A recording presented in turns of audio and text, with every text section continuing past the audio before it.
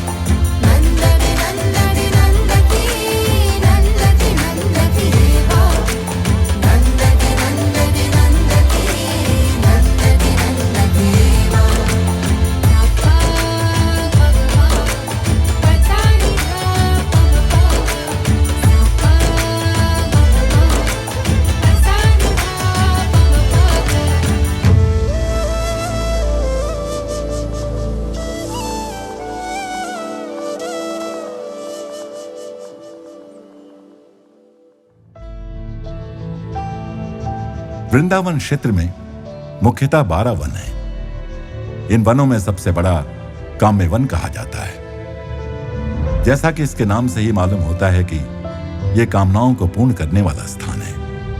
भगवान कृष्ण के चरण पड़ने से ये पुण्य स्थान सांसारिक ही नहीं, आध्यात्मिक कामनाओं की पूर्ति के लिए भी कल्प वृक्ष समान है। अम्मा जैसे दुर्लभ महात्माओं के चरण कमल भी ऐसे काम्य वन में पहुंचकर सहज ही कोई भी कामना पूर्ण हो सकती है। प्रायः पहले भोगी हुई वस्तु की ही कामना होती है। जिस वस्तु से हम अनजान हैं, उसकी कामना कम ही होती है। तो मानकर चलें कि जिसकी कामना तीव्र है वो हम पहले भोग चुके हैं और प्रिय है, किंतु श्रेय नहीं। विवेक हमें करना है कि जो सुख हम जन्म जन्मांतरों में भोग चुके हैं, उन्हीं की बार बार कामना करके भवसागर में डूबने के बजाय क्यों न इस बार स्वरूप प्राप्ति की कामना करें। क्यों न ये कामना करें कि प्रभु ऐसी दया करो कि आपका नाम जपते समय कोई दूसरा विचार न आए मन में, कि इस बार बस आपका होकर रहूं 100%। जीवन की हर सांस में अपने सद्गुरु, अपने इष्ट देव की छवि रहे तो अंतिम सांस लेते समय भी इसी की संभावना अधिक होगी। जीवन अम्मा अम्मा कहते आत्मा का स्मरण करते बीते तो मृत्यु समय भी अम्मा यानी आत्मा का स्मरण सहज होगा। फिर जीवन मृत्यु रह ही नहीं जाएंगे, रहेंगी अम्मा मात्र, आत्मा मात्र।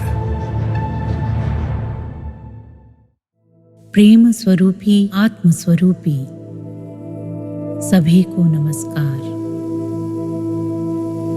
ധ്യാനവും ആത്മീയതയും ഒരു പ്രത്യേക മാർഗമോ ചില പ്രത്യേകതരം ആളുകൾക്കോ മാത്രം വേണ്ടിയുള്ളതല്ല, അതെല്ലാവർക്കും വേണ്ടിയുള്ളതാണ്. പൂർണ്ണമായ ഉണർവോടും ബോധത്തോടും ജീവിതം നയിക്കാൻ സഹായിക്കുന്നതാണ് ധ്യാനം. ध्यान और अध्यात्म किसी मार्ग विशेष अथवा कुछ विशेष लोगों की धरोहर नहीं है। ये सर्वसुलभ है, सभी के लिए आवश्यक है। पूर्ण बोध एवं सजगता सहित जीवन जीने में सहायक होता है ध्यान। जैसे पर्दे, चादर, तकिए झाड़ना सोने की तैयारी है, वैसे ही प्रार्थना मंत्र जप निस्वार्थ सेवा भी ध्यान के आसन पर बैठने की तैयारियां हैं। सुंदर सा गुलाब का पौधा लगाना हो तो पहले हमें घास फूस हटाकर भूमि साफ सुथरी करनी पड़ती है, खरपतवार साफ करनी पड़ती है, वरना ये पौधे को तहस नहस कर देंगी। साधक चाहे जिस किसी मार्ग को भी अपनाता है, ध्यान में पूर्णता प्रेम से ही आएगी। प्रेम हमारा आधार है। इस आधार पर निर्मित हो आध्यात्मिकता का गगनचुंबी भवन। नहीं तो त्याग रूपी मनभावन गुलाब वहां नहीं खिलेंगे। प्रेम बिना ध्यान में रंग सुगंध नहीं है। हम नहाते समय बोलते हैं, मंत्र जप क्यों नहीं करते? सिर पर पानी डालो, इष्ट देव की भावना करो। शौच आदि के समय भी जप करो। कई लोग बाथरूम में अखबार पढ़ते हैं, तो आध्यात्मिक पुस्तक ही पढ़ लो या अपना गुरु मंत्र जप लो। ऐसे नहाते समय, कपड़े पहनते समय, गाड़ी में जप करो। माताएं बच्चों को दूध पिलाते पिलाते ही भात पकाती हैं, मांड निकालती हैं, दूसरों से बातें करते हुए सब्जी काटती हैं, फोन करती हैं, ये सब काम एक साथ करती हैं। हम भी कोशिश करें तो समय का सदुपयोग कर सकते हैं। जप के साथ सेवा करें, फिर मन हमेशा जपता रहेगा। साकार निराकार नहीं सोचना। जप मन को वश में लाने का साधन है। नहीं तो नीति नीति का अभ्यास परिस्थिति पड़ने पर ही संभव है। क्रोध आए तो सोचें कौन किस पर क्रोधित है। प्रेम के बदले में प्रेम न मिले तो क्रोध आता है। तो नीति नीति, मैं आत्मा वो भी आत्मा। ध्यान के आसन पर इसका अभ्यास करें। शेष समय मन में विचार प्रवाह को रोकने और विचारों को बल न देने के लिए जप ही लाभकर होगा।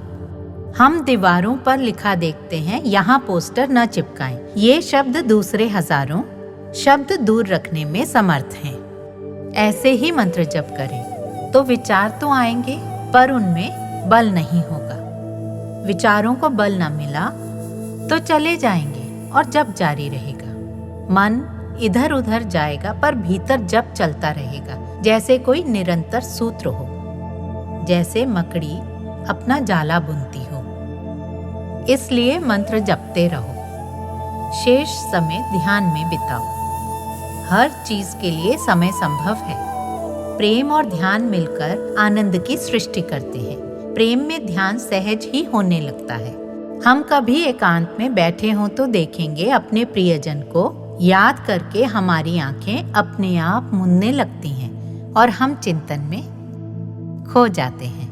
अपने इस आनंद और सौंदर्य भरे एकाकी जगत में हम अनायास गोता लगाने लगते हैं ना। इसमें ऐसा क्या है जो हम अनायास डूब जाते हैं? वो है अपने साथी के प्रति प्रेम। अंदर प्रेम के गहराने पर ईश्वर प्रेम बनता है तो ध्यान और परमानंद की अनुभूति सहज होती है। पूर्ण बोध एवं सजगता सहित जीवन जीने में सहायक होता है ध्यान। शिवालयों में शिव को एकटक निहारता उनका वाहन नंदी बैठा है। नंदी सदैव एकाग्रचित अपने प्रभु को देखता है।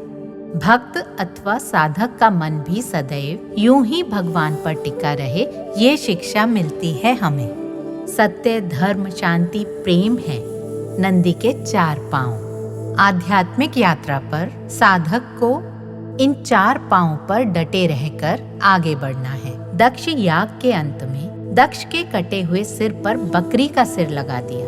ईश्वर को समर्पित बुद्धि का प्रतीक है बकरी का सिर। दक्ष का अहंकार रूपी सिर कट गया, उसकी जगह ईश्वर को समर्पित सिर लगाया गया। तब दक्ष को भक्ति, विनय, ज्ञान की प्राप्ति हुई। हमें मालूम होना चाहिए जीवन का लक्ष्य।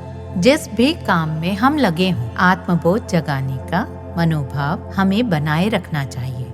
हम इस लक्ष्य की ओर बढ़ चलें। शिवरात्रि इसके लिए प्रेरणा स्रोत बने।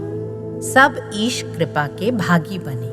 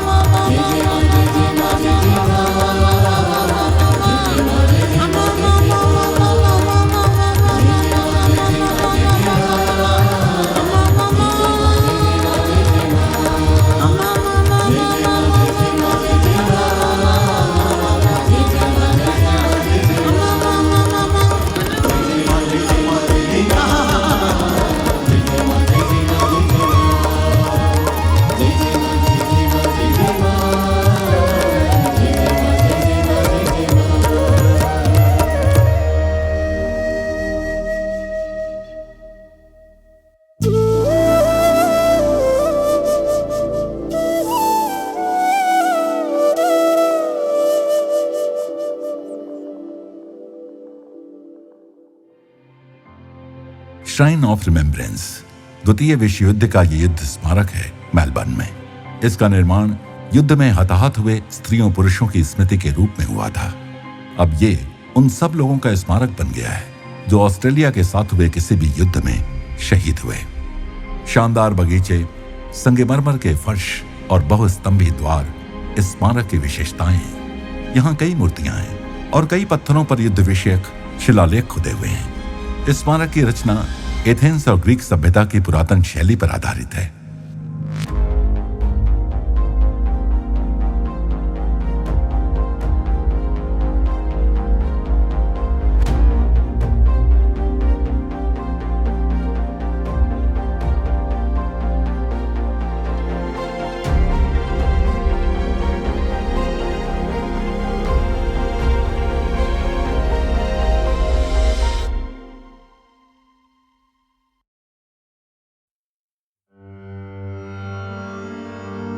अम्मा ने सबका आत्म पूजा और ध्यान में मार्गदर्शन किया।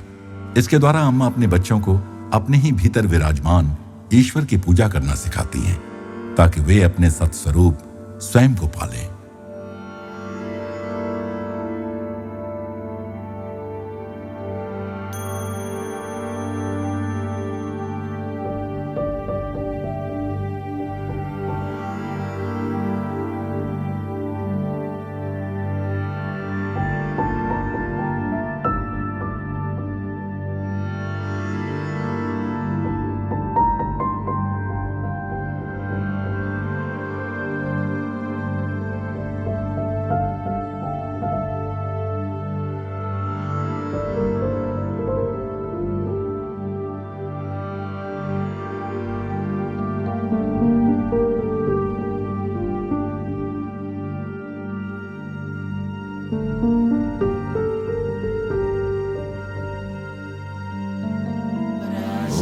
प्रपंचायै नमः।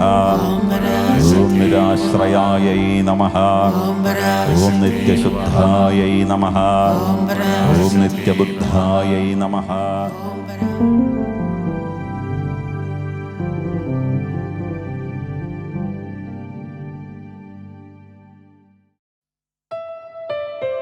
हर कार्यक्रम की तरह यहाँ के कार्यक्रम में भी अम्मा का दर्शन प्रमुख आकर्षण का केंद्र रहा, जिसकी राह सब लोग लालायित से देख रहे थे।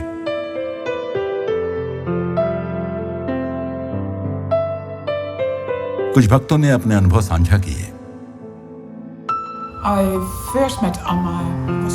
एक सहेली के कहने पर मैं 2013-14 के लगभग अम्मा से मिलने गई।